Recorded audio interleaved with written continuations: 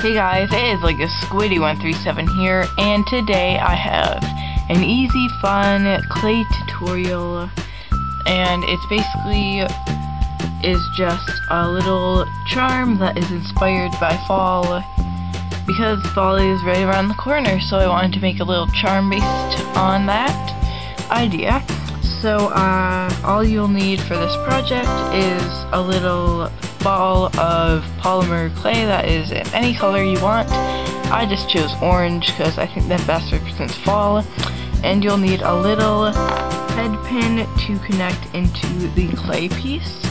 You'll also need some sort of sculpting tool and a paintbrush to brush on the gloss glaze from Sculpey once you are finished baking. So I'm just going to show you how I made this charm.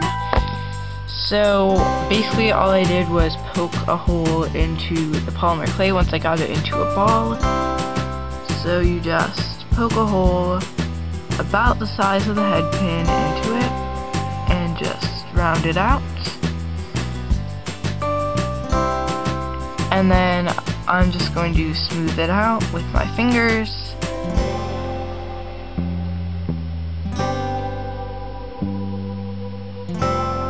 There we go. So that's where the head pin will go in to once we are finished making our little clay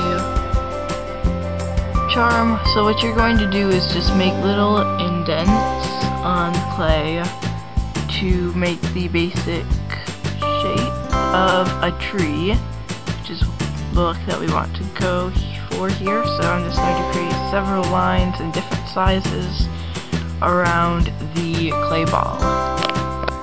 So I went ahead and added little lines to the clay ball off camera just so it would save me some time.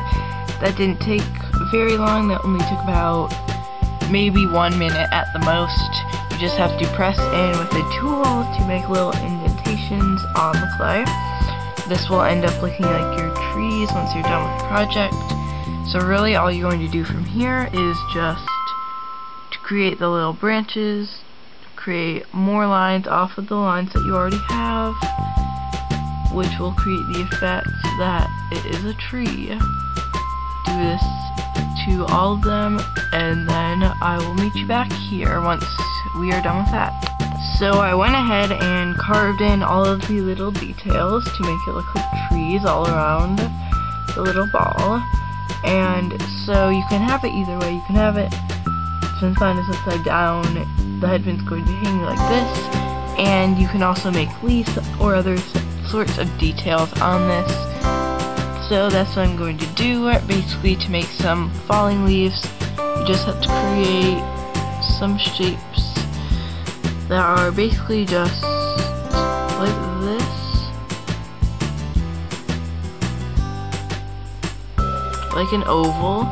So just create several oval shapes, and that'll get the impression that some leaves are falling, since it is fall and everything, and that's what we're going for. So meet you back here once I'm done with that.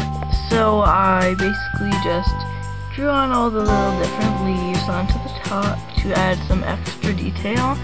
And now that you're done with that and you're happy with how the clay looks right now, you can go ahead and make sure that your little head pin fits into the bottom, and then bake it in the oven based on what the instructions say on your package of clay. I am not exactly sure what you're going to do for this, but what I normally do is 250 degrees for about 10 minutes, and then if it's not baked all the way through, you can always add more time.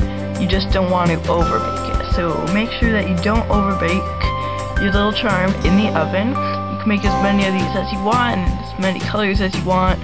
And then once you're happy with all of the designs, you can go ahead and stick them in the oven. So that's what I'll do right now. So while we're waiting for the clay to bake, I just wanted to give you a quick tip on how you can make sure that this charm doesn't overbake. You want to keep your eyes on the oven and the figure or whatever you're baking at all times, just so that you can, if it starts to overbake, you can tell and easily get out of the oven before it does overbake. So make sure to keep a close eye on it while it is baking.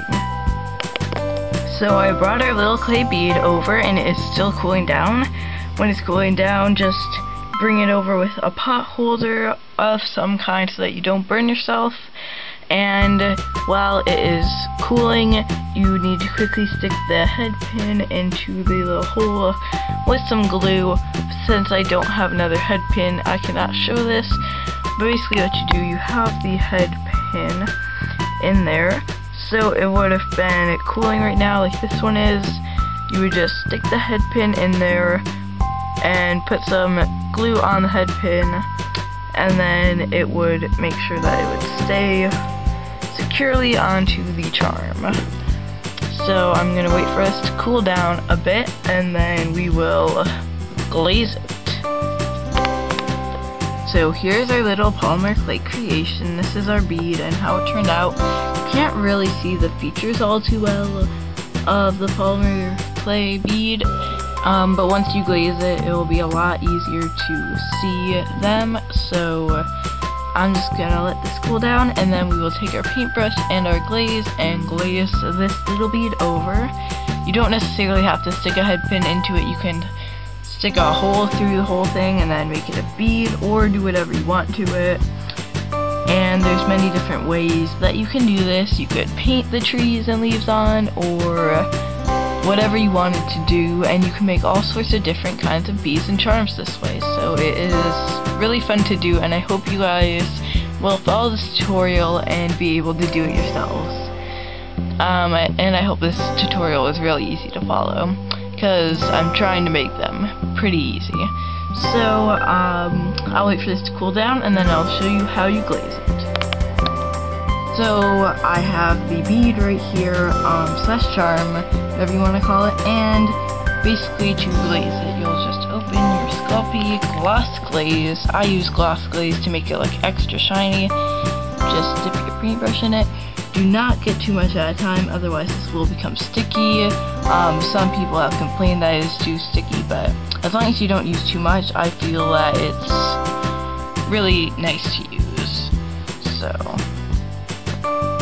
basically what you're going to do is just take some on your paintbrush. I've laid out a paper towel so that it doesn't get on your workspace.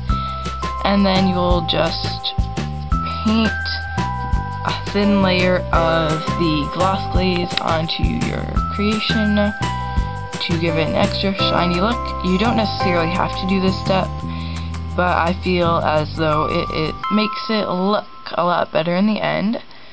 So all you're going to do is just glaze it and then let it dry overnight for about 24 hours. It doesn't have to be specifically 24 hours, but about that time. And by then, your polymer clay creation should have dried, and then it will be finished. So I will join you back here tomorrow once it has dried completely. So once you're done glazing your creation, what you want to do is just put the lid back onto the Sculpey, and basically to clean up, you will just paint, not paint your paintbrush, that's silly. Just clean your paintbrush off in the sink with some soap and water, and that should remove all of the gloss glaze. Do that to your hands as well so that you don't get any stuck on your hands. And once you're all done with that, your clay creations are finished. You just let them dry overnight once you put the glaze on them, and then they look super shiny and awesome. I really like how both of these turned out. You can make many different designs of these, and I will be making more designs in the future. So you can go ahead and suggest different ones down in the comment section if you would like. That would be super fun for me to make different types in the future. This project really is not that hard to do, and does not take that long either. It took me about 20 minutes to do, so if you're a little impatient, it should not take that much effort to do. So I hope you enjoyed this tutorial of making some clay charms based on fall, and I will see you guys in my next video, hopefully. Bye for now.